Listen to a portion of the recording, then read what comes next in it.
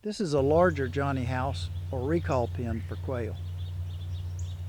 This particular design is known as the Phantom Kennel, and it measures 4 feet wide and 8 feet long.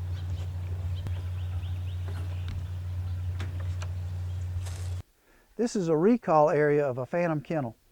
It's designed to hold 6 to 10 birds for a limited amount of time. Now, many of you may be familiar with our less mess feeding and watering system for standard 4 foot by 4 foot Johnny houses. What we've got here is a smaller version of that.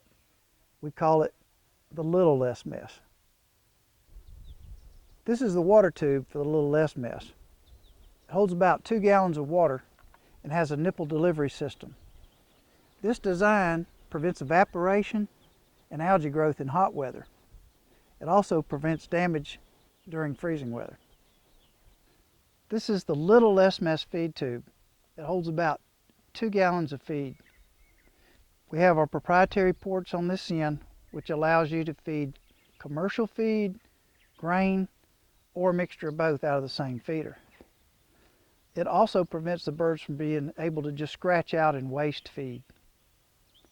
The design of the feed tube and the water tube take up very little space and also prevent the birds from being able to foul the feed or the water with their droppings.